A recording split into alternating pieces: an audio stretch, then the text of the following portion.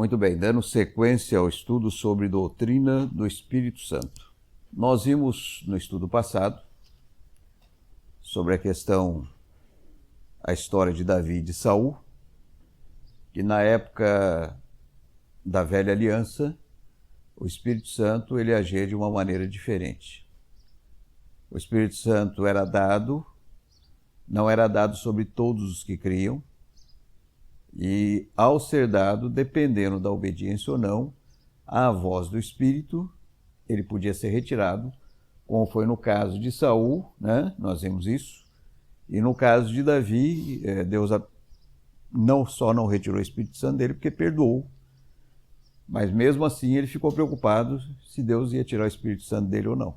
Tá? Lá no Salmo 51 ele fala, e não me retires do teu Santo Espírito. Aí surgiu uma pergunta, por que nessa época o Espírito Santo agia dessa maneira? Tá?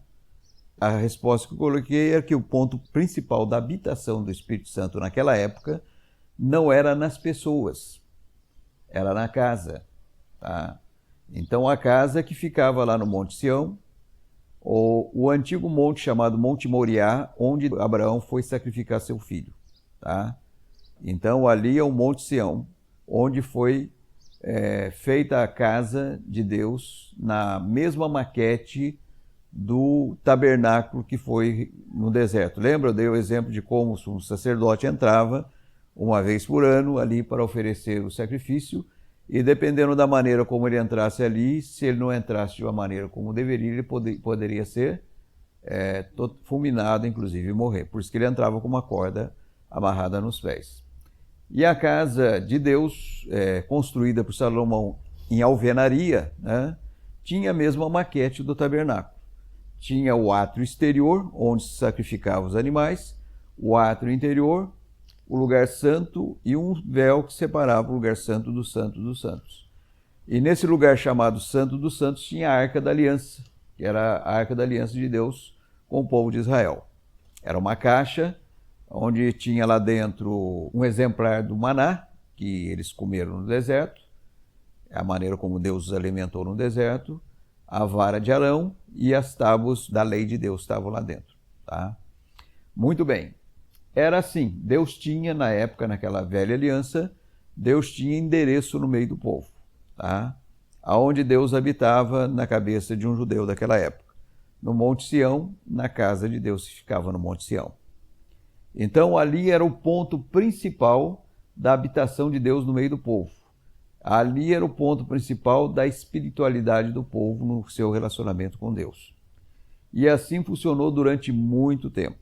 Tá? Muito tempo essa casa funcionou ali.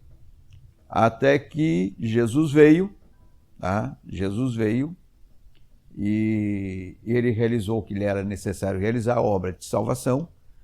Ele viveu a lei por nós, lembra? Ele era o único que poderia viver a lei em termos de 100%, porque ele era perfeito. E quando ele se deu lá na cruz do Calvário, ele abriu uma porta de oportunidade para que nós acertássemos nossa vida com ele. Mas antes desse sacrifício, na última ceia, ele simplesmente fala assim, esta é a nova aliança no meu sangue. Então, ele estava dizendo que uma nova aliança estava por se manifestar. Quando uma nova vem, a antiga fica obsoleta, quer dizer, deixa de existir. É assim que deveria ter funcionado. Tá? Mas eu cheguei a dar a história da igreja, do início, não cheguei a falar.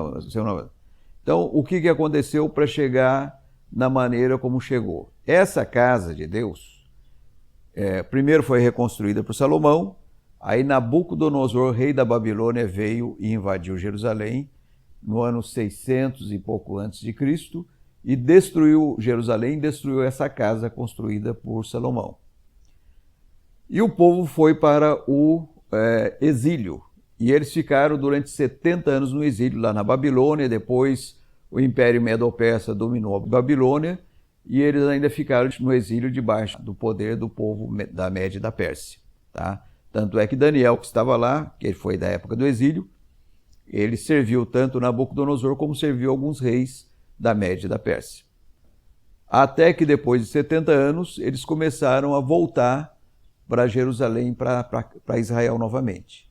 E nessa volta eles reconstruíram a cidade e reconstruíram o templo.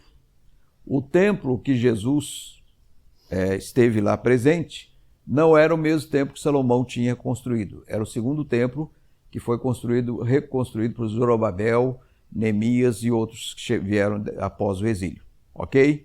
Então, esse templo que foi reconstruído, né, depois que Jesus esteve aqui, cumpriu o seu ministério. No ano 70 depois de Cristo, houve uma rebelião do povo de Israel contra Roma, que nesta época era o império que dominava o mundo, né? E aí o imperador Tito veio e destruiu a cidade e destruiu o templo. E esse templo que foi destruído no ano 70 depois de Cristo não foi mais reconstruído, ok? Então vai ser reconstruído esse templo pela terceira vez. Já existe um movimento em Israel hoje para a reconstrução desse templo. Só não foi reconstruído ainda porque ao longo da história um califa chamado Omar, ele construiu uma mesquita justamente no lugar do templo lá, que existe até hoje. Quando se tira uma foto lá de Jerusalém hoje, você vê uma abóbada, né, cor de ouro, ali é o monte onde ficava o templo de Israel. Ali foi reconstruída uma mesquita ali. Já eu ouvi uma conversa que eles estão querendo reconstruir o templo do lado da mesquita, tá? Mas eu não sei até onde isso é verdade, é real. Muito bem. Então, voltando. No ano 70 depois de Cristo, houve a destruição do templo e a diáspora, que foi a dispersão dos judeus por toda a face da terra, tá? E eles ficaram dispersos desde o ano 70 depois de Cristo até 1948, já no século 20, quando eles voltaram para Israel e foi instaurado lá o Estado judeu, que está lá até hoje, tá? 70 anos já faz que aconteceu isso aí, ok? Alguma dúvida? Muito bem.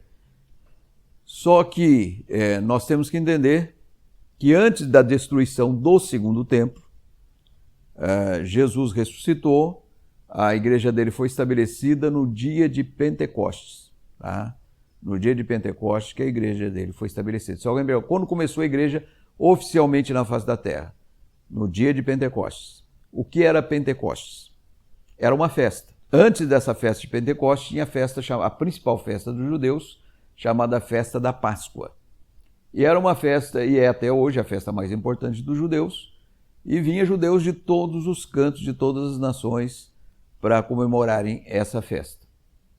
E 50 dias após a festa da Páscoa, se dava a festa chamada Festa do Pentecostes, que era uma festa ligada à colheita, tá?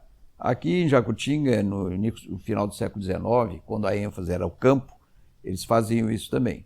Então isso em todo mundo se fazia, e lá também não era diferente, tá? E nesse dia foi que houve a promessa, e Jesus falou, enquanto ele estava no mundo, era necessário que ele fosse para que o Espírito Santo viesse, tá? Então, ele sempre falou, se eu não for, o Espírito Santo não virá. Vamos ler em Atos, quando aconteceu isso. Atos capítulo 1. Atos depois do Evangelho de João. Escrevi primeiro livro ao Teófilo, relatando todas as coisas que Jesus começou a fazer e a ensinar. Até o dia em que, depois de haver dado mandamentos por intermédio do Espírito Santo aos apóstolos que escolhera, foi elevado às alturas. Deixa eu dizer uma coisa. Quem escreveu o livro de Atos foi Lucas, tá? O chamado médico, né? Ele era médico. Foi Lucas que escreveu. Quando ele fala assim, escrevi o primeiro livro ao Teófilo, ele está se referindo ao Evangelho de Lucas, que ele tinha escrito. Ok? Então vamos em frente. Até o dia em que ele foi elevado às alturas. A estes também, depois de ter padecido, se apresentou vivo com muitas provas incontestáveis, aparecendo-lhes durante 40 dias e falando das coisas concernentes ao reino de Deus. E comendo com eles, determinou-lhes que não se ausentasse de Jerusalém, mas que esperasse a promessa do Pai, a qual disse ele, de mim ouvistes. Porque João, na verdade, batizou com água, mas vós sereis batizados com o Espírito Santo, não muito depois desses dias. Então os que estavam reunidos lhe perguntaram, Senhor, será este o tempo em que restaures o reino a Israel? Respondeu-lhes, não vos compete conhecer tempos ou épocas que o Pai reservou pela sua exclusiva autoridade, mas recebereis poder ao descer sobre vós o Espírito Santo, e sereis minhas testemunhas tanto em Jerusalém, como em toda a Judéia e Samaria até os confins da terra. Ditas estas palavras, foi Jesus elevado às alturas à vista deles, e uma nuvem o encobriu dos seus olhos. E estando eles com os olhos fitos no céu enquanto Jesus subia, eis que 2 varões vestidos de branco se puseram ao lado deles. Eles disseram: varões galileus, por que estáis olhando para as alturas? Esse Jesus que dentre vós foi assunto ao céu, virá do modo como o viste subir. Então aqui foi a ascensão de Cristo. Quer dizer, ele completou de vez o ministério dele na face da terra. Depois que ele ressuscitou, ele ainda ficou aqui uns 40 dias dando as últimas instruções, até que ele foi elevado às alturas. Então, a partir dessa ascensão, a qualquer momento, o Espírito Santo poderia ser dado. Tá? Então, foi o que aconteceu nesse dia chamado dia de Pentecostes. Por isso que o pessoal coloca a igreja pentecostal, igreja não sei o quê, relativo ao dia de Pentecostes, que era uma festa alusiva à colheita do campo. Então vamos lá. Ao cumprir-se o dia de Pentecostes, estavam todos reunidos no mesmo lugar. De repente veio do céu um som como de um vento impetuoso e encheu toda a casa onde estavam assentados. E apareceram distribuídas entre eles línguas como de fogo, e pousou uma sobre cada um deles. Todos ficaram cheios do Espírito Santo e passaram a falar em outras línguas, segundo o Espírito lhes concedia que falasse. Então aqui começou a igreja propriamente dita. Pastor, mas por que aqui propriamente começou a igreja? Porque o Espírito Santo passou a ser dado da maneira como seria dado na nova aliança, como nós vamos ver daqui a pouco. Tá? Então, aqui, oficialmente falando, começou a igreja a existir na face da terra, até os nossos dias. Ora, estavam habitando em Jerusalém judeus, homens piedosos, vindos de todas as nações debaixo do céu. Quando, pois, se fez ouvir aquela voz, afluiu a multidão, que se possuiu de perplexidade, porquanto cada um os ouvia falar na sua própria... Então tá anotando aí? Eles estavam ouvindo falar no quê? Na sua própria língua. Então não é essa língua estranha aí que o pessoal está falando aí. Tá? Você vê que aqui mostra a realidade dos fatos. Não é chuchu caramacho, cara de tacho, nem xarabachá sericanta labalaia, chulabacaná, chulabacanô, zifrini, zifrinô. Eu sei de cor as coisas, tá? Aí está falando em língua, na própria língua, língua terráquea, terrena, tá? Estavam, pois, atônitos e se admiravam, dizendo: vede, não são porventura galileus todos esses que estão falando? Por que eles falaram assim? Não são porventura galileus todos esses que estão falando? Por quê? Da Galileia, geralmente eram homens iletrados, não eram homens preparados intelectualmente falando. Então eles ficaram atônitos, quer dizer, perplexos. Por quê? Porque aqueles homens, sendo homens iletrados, viraram poliglota de uma hora para outra. Poliglota é aquele que fala mais de uma língua, várias línguas. Tá? Então, de uma hora para outra, eles, sem conhecer a língua deles, começaram a falar e eles entenderem na língua deles. Tanto é que eles falam assim: como os ouvimos falar cada um em nossa própria língua, de novo, materna. Língua materna é língua da terra. Tá ok? Então aqui foi o início da igreja na face da terra. Tá?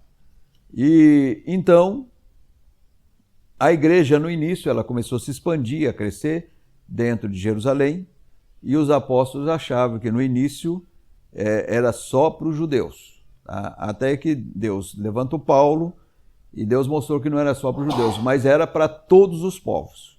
Ok?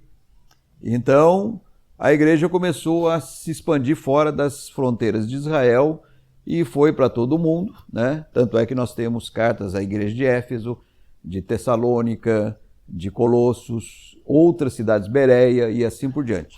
Roma, e a igreja foi crescendo e desenvolvendo. Mas a igreja cresceu e desenvolveu dentro do Império Romano, que dominava o mundo daquela época, o chamado mundo civilizado. Todo o mundo civilizado da época era dominado pelo Império Romano. Então isso implica que a igreja nasceu e cresceu no meio do Império Romano. Tá? No início, a igreja tinha até um bom relacionamento com as pessoas que não tinham crido, com o povo em geral. Mas havia alguns preconceitos contra a igreja, porque eles falavam que os cristãos eram antropófagos, porque aquele negócio da ceia, aquele que não comia a minha carne, não bebeu meu sangue, não tem desvio. Então eles confundiam as coisas, levavam a coisa para o literal e achavam que os cristãos eram antropófagos, e também os cristãos pregavam que o mundo ia acabar em fogo. Então eles diziam que os cristãos eram incendiários. Corria isso no meio do povo. Eles tinham esses preconceitos em relação aos cristãos. A igreja foi crescendo e desenvolvendo, até que subiu no trono de Roma um imperador chamado Imperador César Nero. Tá? Nero foi um dos piores déspotas que o mundo já conheceu. O que é déspota? Uma pessoa totalmente inumano, quer dizer, sem sentimento humano. Para vocês terem uma ideia, ele mandou matar a mãe dele. Só para vocês terem uma ideia. Por quê? Também a mãe dele não era aquela coisa que ali, quando vagou o trono de Roma, ele e a mãe começaram a disputar para ver quem ia ficar no trono. A mãe, para vocês terem uma ideia, montou uma arapuca para ele para matá-lo. Só que eles falharam. E quando ele soube que era a mãe dele, que tinha mandado matá-lo, ele mandou matar a mãe. Aí os soldados que chegaram lá para matar a mãe, ela falou para eles, olha, enfia a espada aqui do lugar de onde ele saiu. E foi onde eles enfiaram a espada na barriga dela lá, e onde deu origem a essa palavra cesariana. O César Nero que mandou abrir a barriga da mãe, cesariana. O nome dessa operação veio daí, a origem da palavra. Tá? E aí Nero começou a reinar. Mas ele não era... Parece que os donos do mundo não batiam bem da cabeça. O mundo era governado por loucos, na verdade. Tá? E ele diz, né? A gente ouve falar que ele era chegado a ser artista, né? E, para vocês terem uma ideia, uns falam que foi assim, outros falam que não, mas parece que a história diz que essa foi a realidade.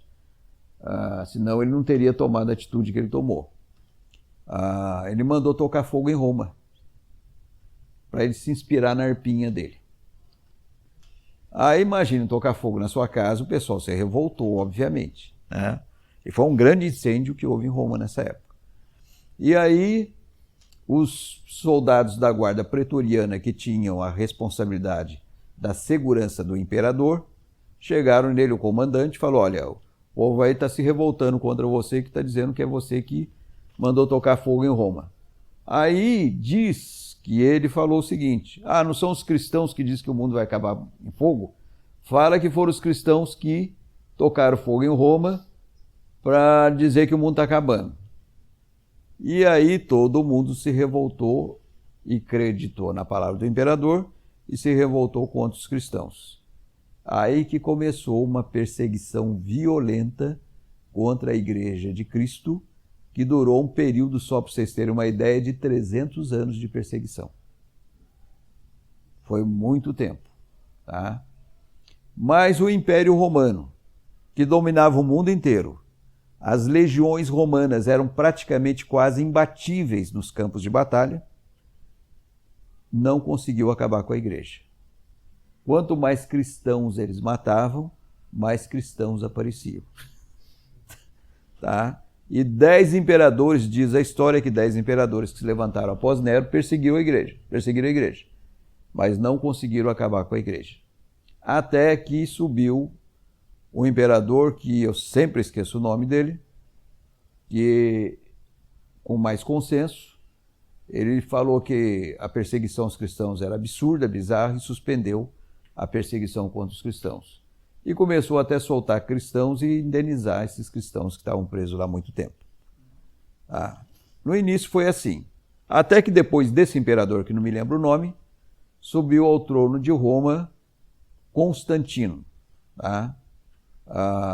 Que fundou aquela cidade que tem o nome de Constantinopla, que é a capital dos turcos, da Turquia. Tá? Por isso ele deu o próprio nome à cidade, Constantinopla. Constantino. Esse Constantino aparentemente se converteu ao cristianismo. Tá? Aparentemente se converteu ao cristianismo. Agora, pensem vocês, o imperador de Roma era tido como Deus, divino. Aquele imperador que era considerado como divino se converteu ao cristianismo. O cristianismo passou de perseguido pelo Império Romano a ser a religião oficial do Estado romano. Imagine vocês que mudança radical na coisa aí. Aí praticamente quase todo o Império Romano se tornou cristão, entre aspas. Tá? Eles se tornaram cristãos, mas quando você não passa por um arrependimento e uma conversão real, é difícil você largar as velhas práticas. Então eles tinham os ídolos deles nas casas deles e vinham se congregar na igreja cristã. Diz que era tanta gente para ser batizada que eles molhavam uma vara na água assim e jogavam em cima do povo para batizar o povo. E aí, muita gente inteligente, obviamente, e com dom de liderança, entraram para dentro da igreja cristã inconversamente, e quando você não tem a mente de Cristo, coisas começam a ser instiladas erroneamente dentro da igreja. E não foi de uma hora para outra. Tá? Não foi de uma hora para outra. Foi paulatinamente, foi devagar. Ao longo dos séculos, as heresias. O que é heresia? Falsas doutrinas foram sendo instiladas no seio da igreja cristã. Onde surgiu, nesse casamento da igreja com o Estado romano, a igreja católica.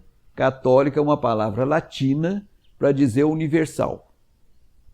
Então, o Império Romano dominava o mundo inteiro. A igreja cristã se tornou a igreja oficial do Estado romano, então universal. Igreja católica apostólica romana. Aí você vê os católicos dizendo, eu sou católico apostólico romano, mas não tem ideia da origem da própria igreja, muitas vezes, na maior parte das vezes. Então foi aí que surgiu a igreja 300 anos após. Não é que eles começaram lá no dia de Pentecostes, como eles falam. Foram 300 anos depois, que foi um casamento da igreja com o Estado romano. Foi um péssimo casamento. Tá? Então, ao longo da história, as heresias foram sendo instiladas na igreja. Diz que a adoração a Maria, ela foi instilada um milênio depois desse casamento.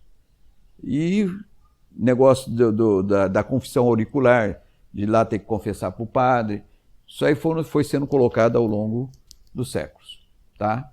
Muito bem. Aí a igreja praticamente virou uma igreja cristã paganizada. É uma mistura de paganismo com cristianismo. Tanto é que tem verdades na igreja católica. Tem muitas verdades. Mas tem muitas questões que vieram do paganismo, que não expressam a realidade daquilo que a palavra de Deus coloca.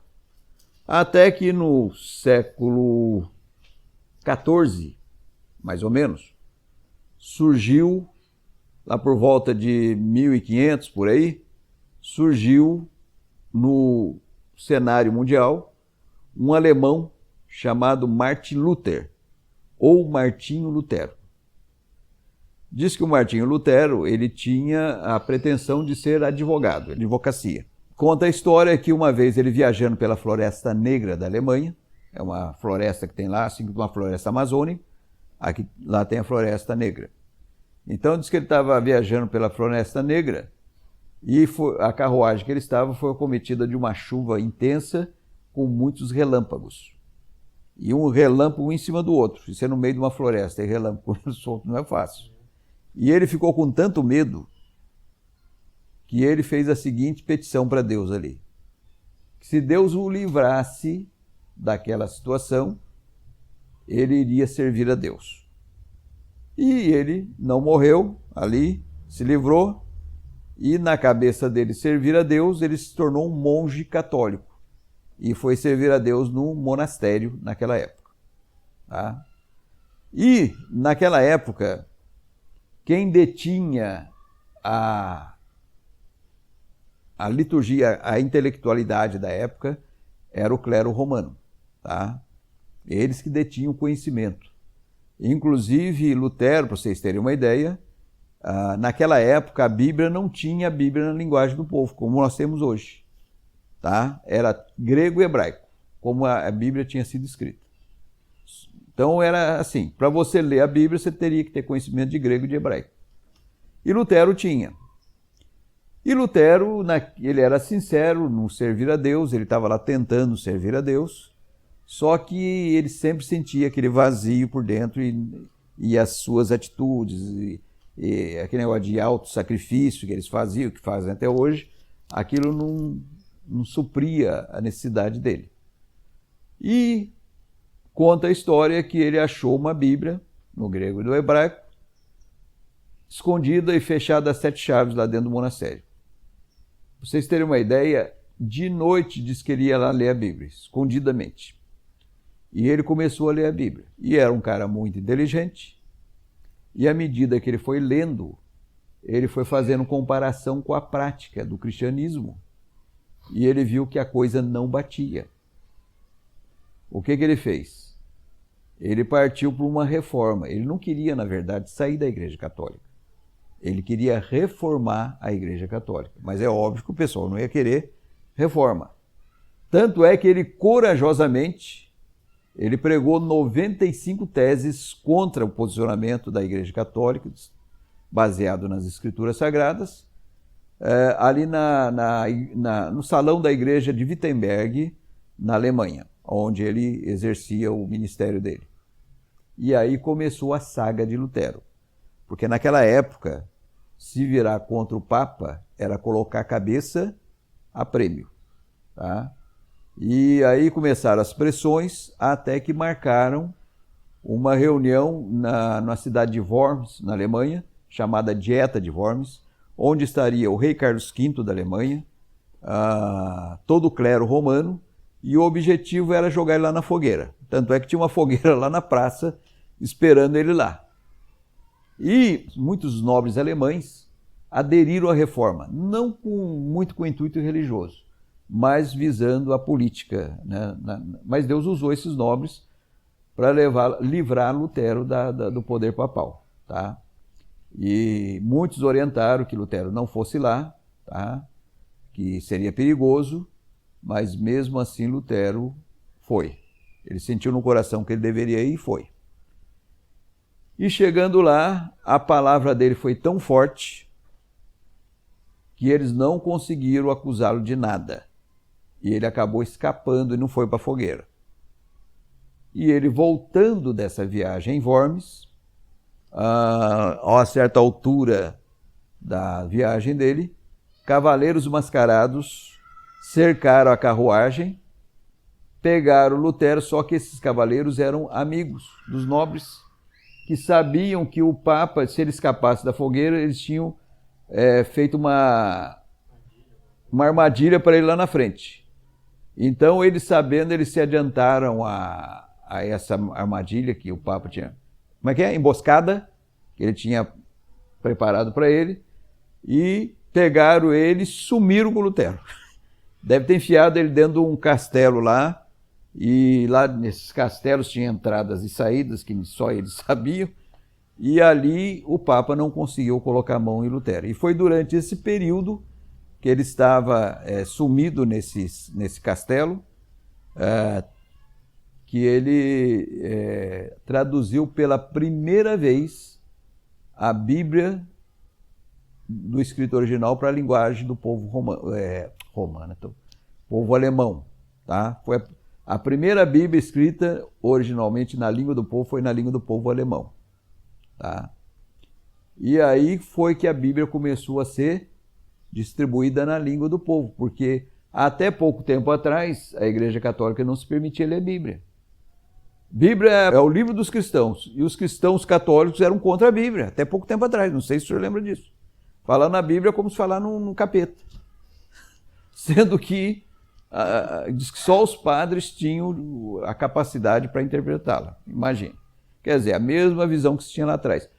Quanto menos o povo conhecer, melhor para eles dominarem. Essa é a grande verdade. Esse foi o objetivo. Aí apareceu também na história um homem chamado Guilherme Tyndale, um inglês, que ele começou a pegar a Bíblia, traduziu para o inglês e começou a levar a Bíblia para dentro da Inglaterra. Ele levou 1, 2, 3 vezes até que um dia ele foi pego e conta a história que ele foi queimado junto com as Bíblias. Tá? Mas ele conseguiu levar muitas Bíblias na linguagem do povo inglês. E foi onde as Bíblias foram sendo traduzidas em outras línguas. Inclusive, se você pegar qualquer Bíblia no português, está lá, traduzido por João Ferreira de Almeida.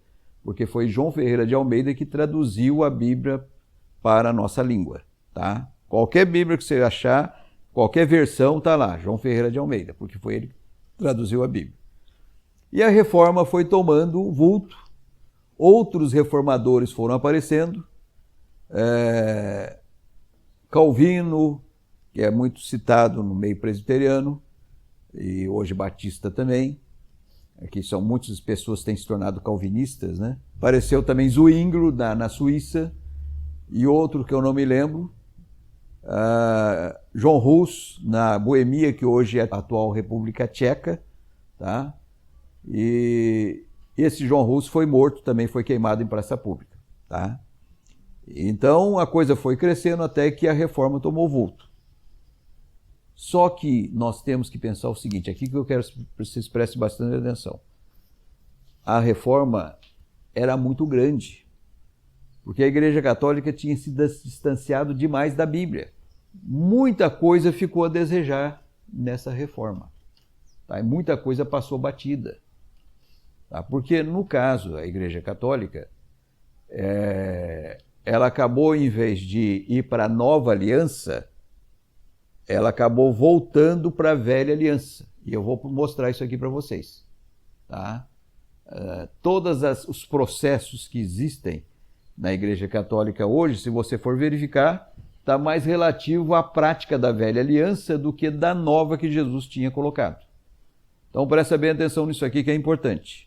Por exemplo, a Casa de Deus. Casa de Deus existia quando? Na Velha Aliança. Lá, Casa de Deus, essa fraseologia era cabível na Velha Aliança. Tanto é que muita gente conhece os Salmos. Os Salmos, eles eram hinos cantados na Velha Aliança, na Casa de Deus. Por isso que tem muita colocação, quero estar perto na tua casa, prefiro estar à porta da casa do meu Deus a permanecer nas tendas da perversidade, guarda os teus pés para entrarem na casa de Deus. Quer dizer, porque o lugar naquela época era considerado santo. Por isso que não poderia se entrar de qualquer maneira ali. Isso na Velha Aliança.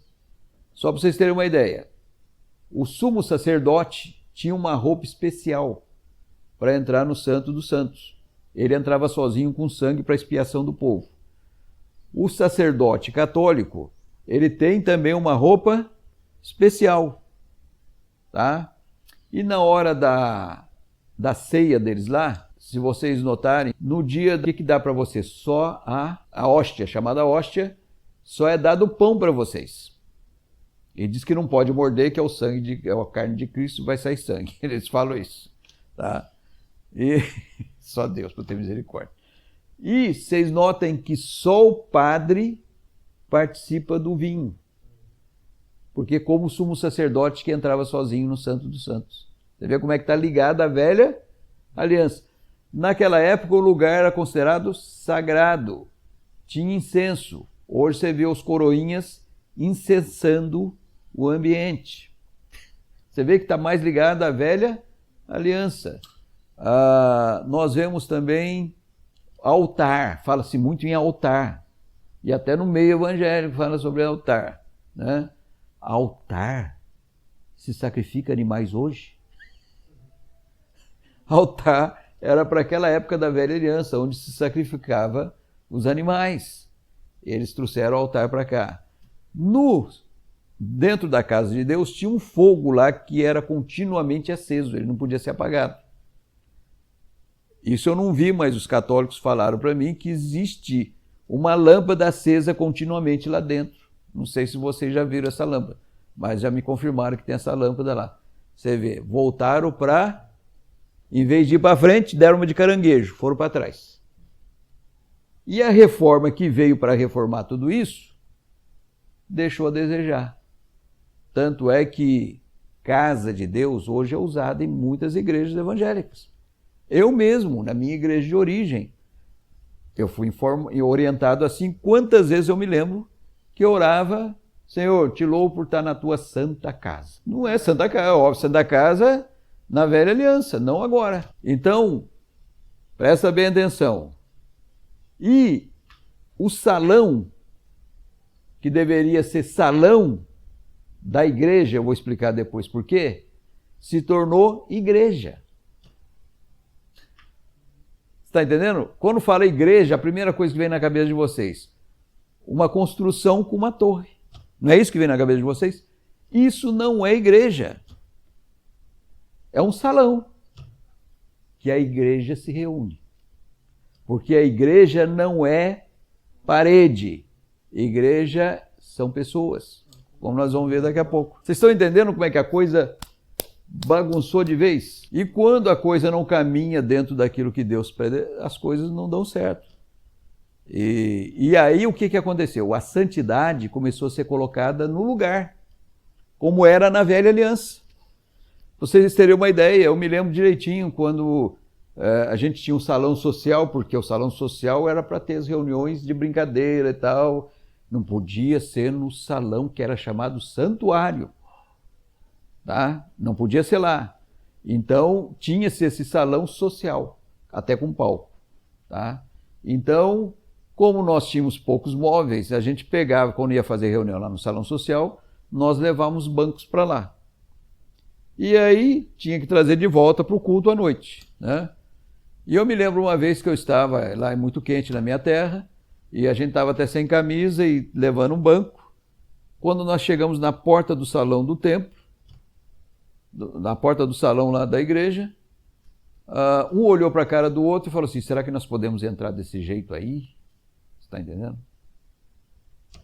E eu era seminarista e eu tinha acabado de ter a reunião da escola dominical e daqui a pouco a gente começou a conversar, daqui a pouco uma baita de uma buzina. Bem, eu até levei um susto, olhei para trás, o superintendente da escola dominical falando, não podia nem conversar lá dentro. Quer dizer, uma visão totalmente errada. Aí colocar a santidade no lugar. Então, o que ficou na cabeça das pessoas? Quando é que ele tinha que falar como cristão? Meus irmãos, amém, louvado seja, é a hora que entrava do salão para dentro, porque ali o lugar era santo. Acabava o culto, passou da porta para fora, é comigo mesmo. Eu já fiquei sabendo aqui em Jacutinga mesmo, o salão da Igreja Católica era próximo ao Clube Lítero, né? Acabava a missa, quantas vezes eu não vi gente falando, saia dali e ia bagunçar lá. Então, quer dizer, por quê? Uma visão totalmente falsa, errada, do que seria a nova aliança. Tá? E os evangélicos também. Eu acabava o culto lá, muito mal orientado, crente Raimundo, em pé na igreja, eu estou no mundo. Acabava o culto, eu ia lá para a pracinha. Entendeu? E a pracinha aqui é pior do que era a pracinha daquela época. Essa pracinha aqui é do capeta, tá? Não é para filho de Deus estar lá, não. Ali é terrível. Lá a gente ia para namorar, atrás de namorada. Aqui o negócio é outro, né? Completamente diferente. Então, uma visão totalmente falsa. O pessoal pôs santidade no lugar errado na nova aliança, na casa. Tanto é que eu me lembro que nós tínhamos um quarteto na nossa igreja, eu fazia parte, e houve um concurso de música evangélica na cidade de Cruzeiro, lá perto, Até tinha um dos cantores bem conhecidos da época, chamado Luiz de Carvalho, que já morreu esses tempos atrás. E ele levou com ele também um quarteto masculino, que esses homens eles brincavam com a voz, impressionante. Eu fiquei abismado de ver como é que eles cantavam. E nós acabamos ganhando o concurso também. Mas eu me lembro do que eles cantavam. Está bem dentro disso aqui que eu estou falando para vocês. Eles cantavam assim: domingueiro nunca queira ser, pois no domingo ele é santarrão, mas na segunda, terça, quarta, quinta, sexta, sábado, ele não é santo não. Bem dentro do contexto que foi colocado, erroneamente, totalmente fora de questão. O salão passou a ser o ponto principal da habitação de Deus, como era na velha aliança. Vocês sabem como é que surgiu? Porque todo salão de igreja tem uma torre. Sabe por quê? Porque na época do Império Romano, ainda não tinham inventado o canhão, os muros serviam de proteção. E nesses muros tinham torres de vigia, onde ficava o vigia vendo se vinha tropa tal, né, contra a cidade. E essas torres de vigia tinha templos que muitas vezes era ligado à muralha e tinha essas torres em cima, é onde surgiram. Cada templo tem que ter uma torre, nem que seja do lado. Se você for ver aqui a torre da igreja presbiteriana, do salão da igreja presbiteriana, é bem parecida com a torre de vigia da época. Que tinha aquele, por quê? Como é que era essa torre? Era uma coisa que você ficava sim, outra não. Porque o soldado escondia aqui atrás, metia a flecha no vão e escondia aqui atrás. E foi aonde surgiu, para você ver, tudo que nós temos hoje tem origem na história, no passado. Tem uma origem. Evangélico também. Porque aquilo que eu falei, a reforma era muito grande e muita coisa passou batido. Inclusive tem igrejas evangélicas que batizam criança até hoje. Coisa da igreja católica. Casa de Deus. Tem nada a ver com a nossa situação hoje. Agora, vamos verificar o que seria a nova aliança. Nova quer dizer que mudou. O que mudou da nova aliança para o que era a velha aliança? Então vamos lá ver Jesus, antes de ser assunto aos céus, ele deu todas as orientações do que deveria ser a velha aliança. Então vamos pensar o seguinte, vamos fazer uma analogia agora. Velha aliança. Nós vimos que o Espírito Santo não era dado sobre todos os que criam. Era dado sobre alguns individualmente, e ao ser dado podia ser retirado. Na nova aliança, o Espírito Santo seria dado sobre todos os que viessem a crer, diferentemente da velha aliança. E uma vez dado, não mais retirado. Abre em João 14,16. Olha o que ele diz aqui, Jesus falando, ó. E eu rogarei ao Pai, e ele vos dará outro Consolador, a fim de que esteja para sempre convosco. Quer dizer, uma vez dado, a questão é se foi dado ou não. Se houve um novo nascimento ou não. Aí ele fala que espírito que Consolador é esse?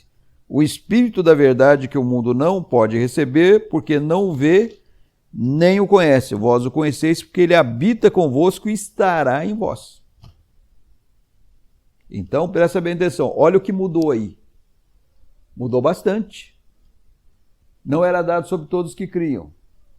E ao ser dado, podia ser retirado. Agora, uma vez dado, seria dado para todos que viessem a crer.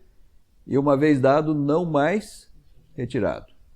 Vamos ver outra coisa. Naquela época, existia um lugar específico de adoração. A casa de Deus no Monte Sião. Vamos ver o que mudou hoje. Mateus 18:20. Porque onde estiverem 2 ou 3 reunidos em meu nome, ali estarei no meio deles. Jesus falando. Hoje, na nova aliança, não existiria mais, como na velha, um lugar específico de adoração como eles querem hoje. Lugar de adorar é lá no templo, na casa de... Que casa de Deus? Não existe. A única casa de Deus que existe hoje é a Santa Casa da Misericórdia de São José, que não tem misericórdia de ninguém, é um hospital. Tá? Hoje não existe mais Santa Casa de Deus. Dentro dessa perspectiva, não. Então, qual o lugar de adoração hoje? Vamos prestar atenção no texto. Onde? Onde pode ser? Qualquer lugar. Qualquer lugar é lugar de adoração hoje. Por quê? Nós vamos ver daqui a pouco por quê. Quer dizer, a igreja somos nós. É um grupo de pessoas. Então, a igreja hoje é móvel. Antes era imóvel. Era casa, era lugar. Tinha endereço. Hoje não mais. Hoje é móvel, porque são compostos de pessoas. Então a igreja pode se reunir no salão, onde é um lugar mais adequado hoje. É um lugar mais prático. Só isso, mas não é igreja ali. Entenderam bem isso? Tira isso, desmistifique isso da cabeça de vocês. Falou igreja, pensa em 4 paredes e uma torre. Para com isso. Tira isso da cabeça de vocês. A igreja pode se reunir no meio de um campo, debaixo de uma árvore, debaixo de uma ponte, numa escola, numa casa, como nós nos reunimos até pouco tempo atrás aqui. Para vocês terem uma ideia, a Rosana ainda era viva e nós íamos ter reunião de manhã aqui e ela tinha visita, parentes na casa dela. Aí ela pediu para que levasse ela à igreja. E eles trouxeram. Quando eles chegaram aqui, pararam aqui na frente, olharam, mas isso aqui não é igreja, isso aqui é casa. Aí ela ia explicar, falou, não vou explicar nada que eles não vão entender mesmo, deixa para lá. Deixou e falou, quer dizer, essa visão totalmente falsa das coisas. Isso ficou na cabeça do povo que ser santo é da porta para dentro. Vocês vão ver como é que a coisa é totalmente falsa e fora da realidade hoje. Nós vamos ver aonde é que nós devemos enfatizar a santidade de Deus. Vamos lá ver mais o que mudou. Naquela época, lugar de santidade era era a casa de Deus. Ali era o lugar da habitação de Deus. Por isso que o Espírito Santo não habitava continuamente no coração das pessoas. Porque o ponto principal da habitação era na casa. Agora vamos ver aonde é hoje. 1 Coríntios 6,12. Todas as coisas me são lícitas. Quem sabe o que é lícita? É permitido. E seria a mesma coisa. Todas as coisas eu posso. Mas nem todas me convêm. Todas as coisas me são lícitas, quer dizer, eu posso, mas eu não me deixarei dominar por nenhuma delas. Os alimentos são para o estômago e o estômago para os alimentos. Mas Deus destruirá tanto esses como aquele. Porém o corpo, olha só, não é para impureza. Não, tudo bem. Mas o corpo não é para impureza, mas para o Senhor. E o Senhor para o corpo.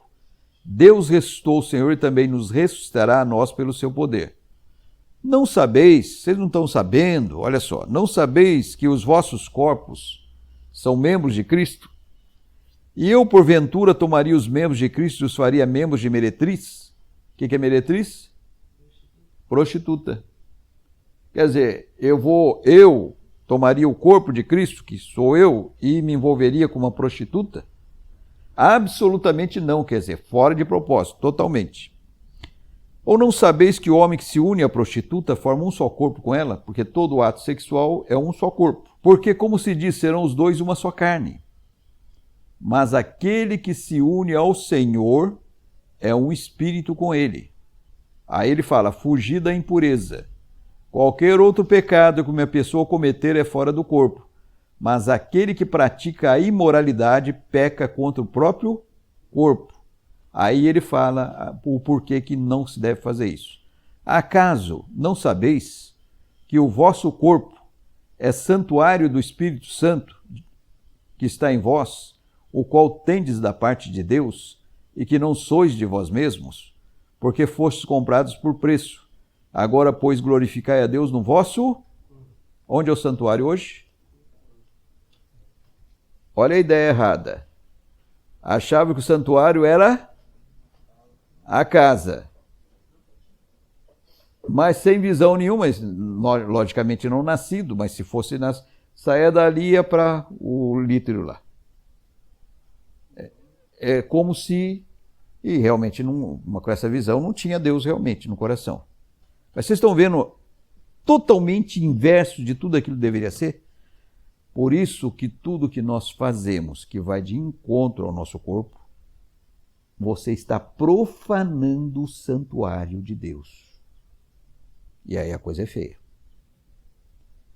Por isso que nós não devemos ingerir drogas, não devemos furar o nosso corpo com piercing,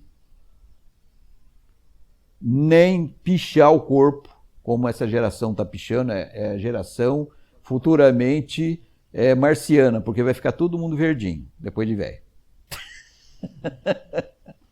Então, na verdade, é uma geração blindada. Infelizmente, muitos que estão na nossa igreja hoje, que se converteram depois, estão cheios de tatuagem aí. Dá dó, mas é uma marca para sempre. Justamente. E diz que tem jeito, mas é caro e dolorido para tirar. Então, é isso que tem que se entender. Eu como pastor, não falo, não faça isso por dizer para o outro, não deve fazer. Tem uma razão de ser. Toda orientação que eu dou para os membros da nossa igreja é porque existe uma razão de ser. Eu, por exemplo, orientei as moças, geralmente as moças que gostam de fazer isso, tem os rapazes também, de tirar selfie e colocar lá no Face. Aí, linda! Muito obrigada. Maravilhosa!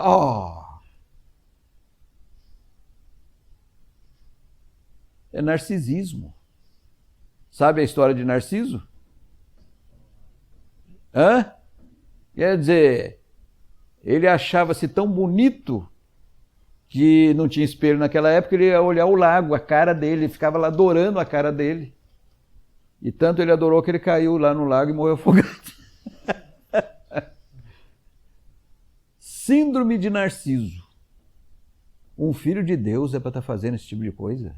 Complicado para quem não quer entender. Aí foi lá, sabe o que mais me dá? Biquinho. Ai, Senhor, tem que dar um prêmio. Tem que dar um prêmio. Não, os homens é assim, tira a camisa, né? E fica lá com... Ainda mais se tem um físico lá que foi tá? Tem que dar um prêmio, né? Tem que dar um prêmio. E eu não sabia que tirar a camisa é problema para as moças. Não sei se vocês estão sabendo disso. É problema. Eu não sabia disso, eu era inocente. Eu ia jogar bola, eu tirava a camisa e tal. Até que um dia eu fui jogar bola aqui no Peniel, muito tempo atrás, e estava um sol quente, eu peguei e tirei a camisa. Aí veio um rapaz e até falou de uma maneira que não deveria ter falado comigo. Ele deveria ter falado de uma maneira mais tranquila, né, para eu colocar a camisa. Eu achei estranho. Eu não entendi na hora. Peguei e coloquei a camisa e tal. Eu estava lá na casa dos outros, né, então tem que respeitar. Mas depois, conversando com determinadas moças, eu vi que era problema isso aí para as moças. Então, nunca mais. Por isso que eu oriento não fazer isso. Tá? Por incrível que pareça. Eu jamais imaginaria que isso teria problema para as moças. E tem. Principalmente aqueles caras que vão em academia e tal, e, né, cheio dos músculos lá. Justamente. Então, o nosso corpo, gente... Olha só a visão totalmente errônea, como o diabo trabalhou através de um sistema cristão totalmente falso para levar as pessoas ao erro em termos de cristianismo. Sendo que o santuário é aqui. Aqui é que nós temos que manter a santidade de Deus. Aqui está o templo do Espírito Santo. Nós somos templos ambulantes da presença de Deus em nós.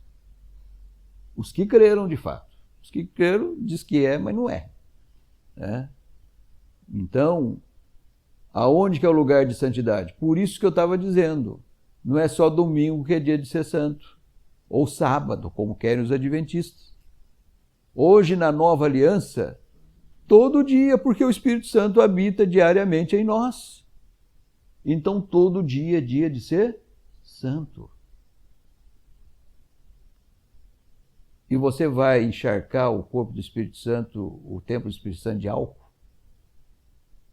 de qualquer tipo de droga, pichar, furar. Se lá naquela época, lá o santuário, olha como é que era a coisa. Se entrasse, podíamos ser morto. Se fosse fazer isso hoje, o negócio ia ficar feio. Tá? Eu tenho chegado moço que vem de outras igrejas aqui, eu estou falando de moço que é mais moço que costuma fazer isso. Tem homem também. Agora, o pior de tudo é o homem se feminilizando. Nós estamos vivendo a época, perdão da palavra, dos boiolas, entendeu? Boiola é gay mesmo. Eu estou falando assim, a ênfase parece que ser gay é a onda agora, é a onda. Aí quando você não é gay, mas está lá colocando brinquinho, furando a orelhinha. Que isso? Os homens hoje, eu fico vendo aqueles cabelinhos tudo pintadinho. Ai, pelo amor. Só Deus para ter misericórdia.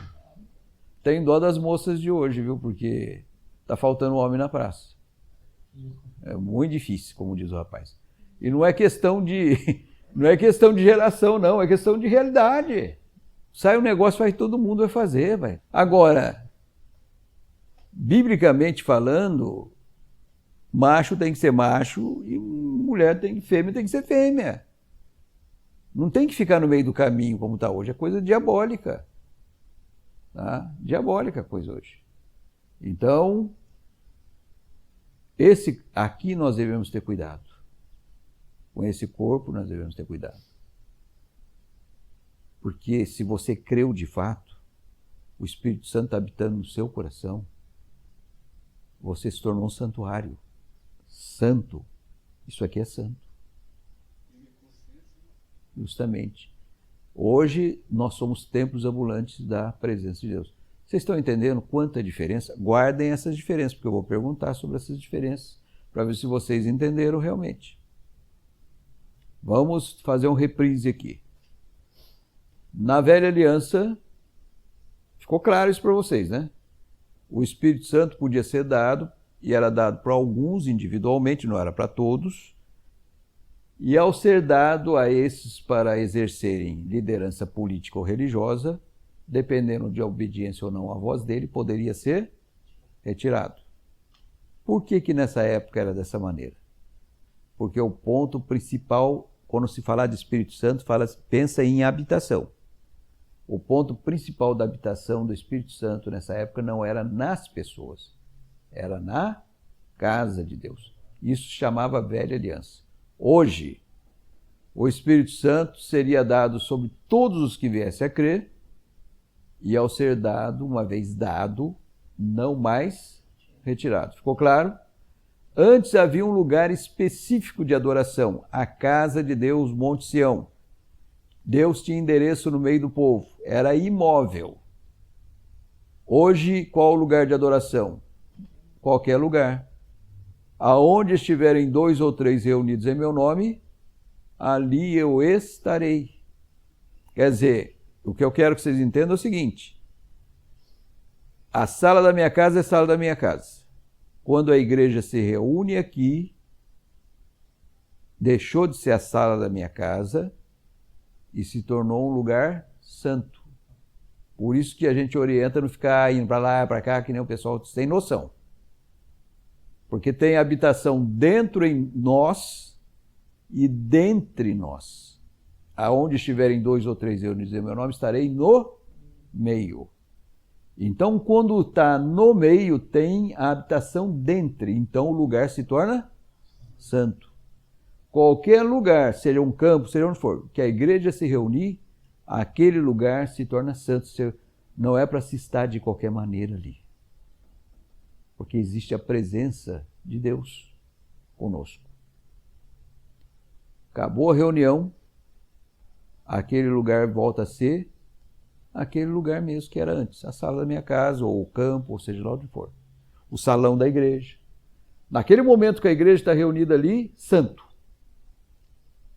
Acabou a reunião, salão normal, não precisa dar buzina para pôr o pessoal para fora. Não tem nada a ver. Tá? Isso é uma visão lá do passado que não foi reformado no presente. Ok? Então, não existe mais um lugar específico de adoração. A ênfase da presença de Deus no meio do povo era no edifício, casa de Deus. Hoje, santuário de Deus sois vós. Aqui é o lugar da habitação do Espírito Santo de Deus. Então, guardem essa analogia. E, principalmente, eu vou perguntar por que na velha aliança o Espírito Santo era dado e podia ser retirado. Por quê? Por quê? De adoração. A ênfase de adoração era na casa. Essa é a resposta, da habitação de Deus. Tá? Então, a nova aliança, a nova que, por uma ação diabólica, ao longo da história, em vez de ir para frente, foi para... Justamente. Foi lá na reforma, chamada reforma protestante, porque alguns protestaram lá, né? Aí chamaram de protestante, por isso que é protestante. Então, aí, mas muita coisa ficou a desejar nessa reforma, ficou para trás.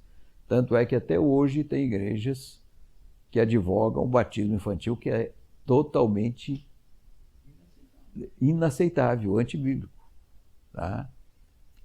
Coloca lugar de santidade no lugar de reuniões. Não é. Todo dia. Você saiu de casa, você está dormindo, você está trabalhando, é santuário.